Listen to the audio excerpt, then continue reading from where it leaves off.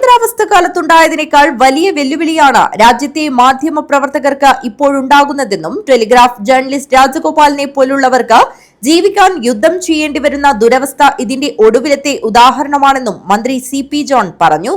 Kanhangad press ഫോറത്തിന്റെ MV Damodaran സ്മാരക പുരസ്കാരം മാതൃഭൂമി കാഞ്ഞങ്ങാട് ബ്യൂറോയിലെ സീനിയർ റിപ്പോർട്ടർ EV ജയകൃഷ്ണനും T കുഞ്ഞിരാമൻ മാസ്റ്റർ പുരസ്കാരം മാതൃഭൂമി തൃക്കരിപ്പൂർ ലേഖിക P ശില്പയ്ക്കും, സുരേന്ദ്രൻ നീലേശ്വരം സ്മാരക പുരസ്കാരം news Malayalam channel reporter Ratheesh വാസുദേവനും, KV രാവുണ്ണി സ്മാരക പുരസ്കാരം ഉത്തരദേശം റിപ്പോർട്ടർ P പ്രവീൺ കുമാറിനും സമ്മാനിച്ച് സംസാരിക്കുകയായിരുന്നു അദ്ദേഹം.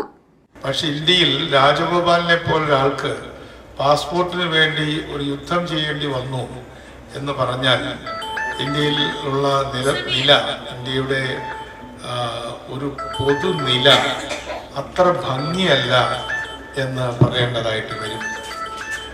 മാത്രമല്ല, ഇന്നിപ്പോൾ ഉത്തരേന്ത്യയിൽ നിന്ന് കേൾക്കുന്ന 2-3 കാര്യങ്ങൾ മാധ്യമ പ്രവർത്തകരാണെങ്കിലും നിങ്ങളോട് പറയാൻ ഞാൻ ആഗ്രഹിക്കുക.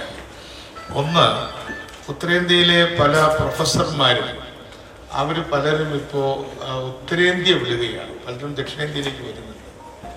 അപ്പോൾ നമ്മുടെ ആളുകൾ ഒരാളെന്നോട് പറഞ്ഞത് ഇപ്പോൾ ധാരാളം പ്രൊഫസർമാരെ കിട്ടാനുണ്ട്, അതുകൊണ്ട് നിങ്ങളിപ്പോൾ ഈ ഗവൺമെൻറ്റൊക്കെ വന്നതുകൊണ്ട് അവരൊക്കെ വിളിച്ചാൽ നിങ്ങളുടെ കോളേജിലൊക്കെ ധാരാളം പ്രൊഫസർമാരെ കിട്ടും യൂണിവേഴ്സിറ്റികളിലാണ്.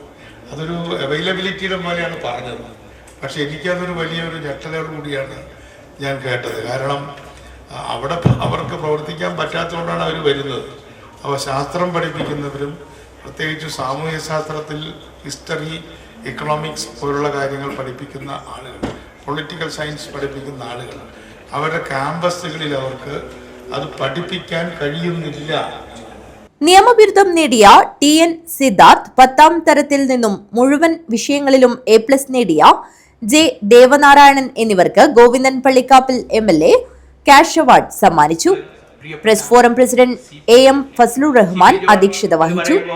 കാഞ്ഞങ്ങാട് പ്രസ് ഫോറത്തിനെ സംബന്ധിച്ചിടത്തോളം ഒരുപാട് പ്രസ് കോൺഫറൻസുകൾക്ക്, പത്രപ്രവർത്തകരുടെ കോൺഫറൻസുകൾക്ക് നമ്മുടെ കാഞ്ഞങ്ങാട് പ്രസ് ഫോറത്തിൽ എത്തിയ വ്യക്തിയാണ്.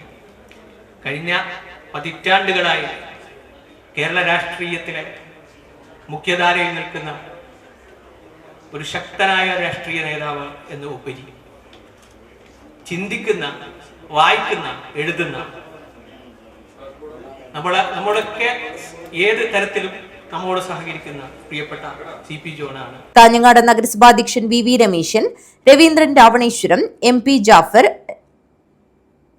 Jafar, Anil വഴുന്നൂറടി, M Prashanth, Kanhangad Samyuktha Jamaath president Mubarak Hasain Haji, C Kunhamath Haji Palakki, TK Rajan, Sudhakaran Madikai, Suresh Mohan, press forum secretary Babu Kottappara, KS Hari എന്നിവർ സംസാരിച്ചു. ചടങ്ങിൽ വെച്ച് മൻസൂർ ഹോസ്പിറ്റലും ബിഗ് മാളും ചേർന്ന് പ്രസ് ഫോറത്തിന് ഒരുക്കുന്ന പുതിയ കെട്ടിടത്തിന്റെ രൂപരേഖ Mansoor hospital chairman C Kunhamath Haji Palakki മന്ത്രി CP ജോണിന് കൈമാറി. ഇതോടെ സംസ്ഥാനത്ത് തന്നെ സ്വന്തമായി കെട്ടിടമുള്ള ആദ്യ പ്രസ് ഫോറമായി കാഞ്ഞങ്ങാട് പ്രസ് ഫോറം മാറും. News bureau, Kanhangad.